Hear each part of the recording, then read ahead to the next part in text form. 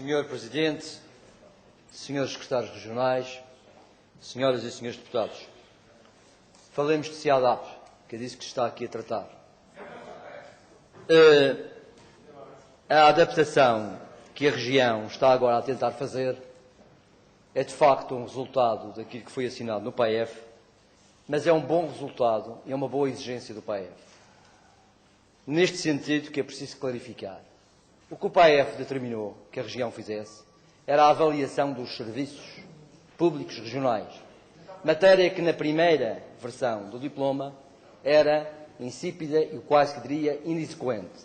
Neste diploma, a acreditarmos que ele vai ser executado, de facto, estão abertas portas importantes para que se façam avaliações corretas dos serviços. É um dado importantíssimo hoje da administração pública, que a administração pública se possa avaliar, possa trazer para a opinião pública, para os próprios serviços, os resultados daquilo que é o seu desempenho. Esse é um aspecto que considero muito positivo. Na minha opinião, apesar disso, considero que ficou aquém daquilo que seria necessário e daquilo que resulta hoje das novas correntes sobre esta matéria que existem no mundo e que, infelizmente, a região não soube traduzir.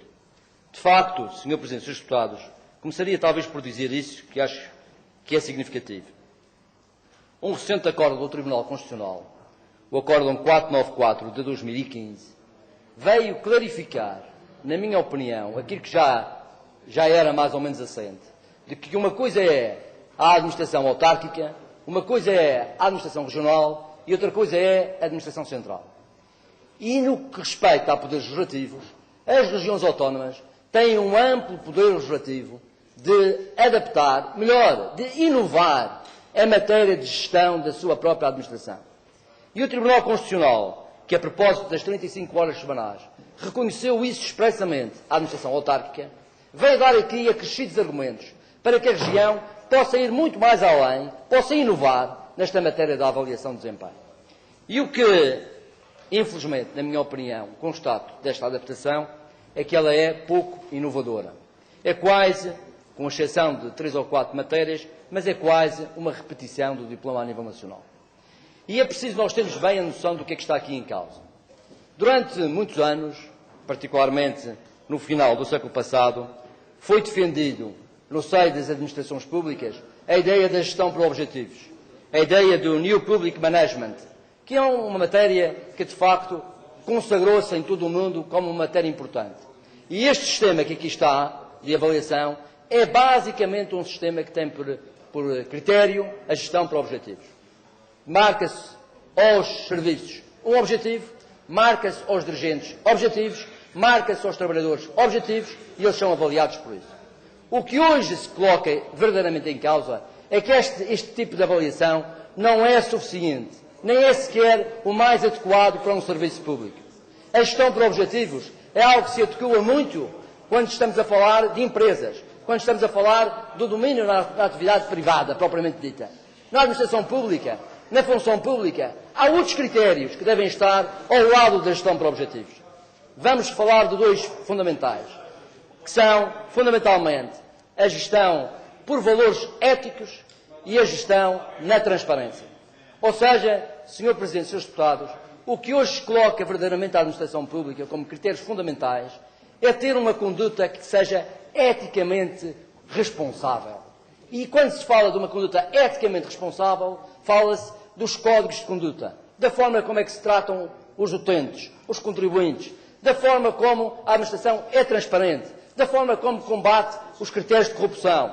Isso são critérios hoje que são muito importantes para a avaliação dos serviços. Aquilo que hoje se chama, nas teorias da administração pública, o New Public Service, diferente do management. Não é só a gestão que está aqui em causa, é muito mais que a gestão, é o serviço na sua globalidade.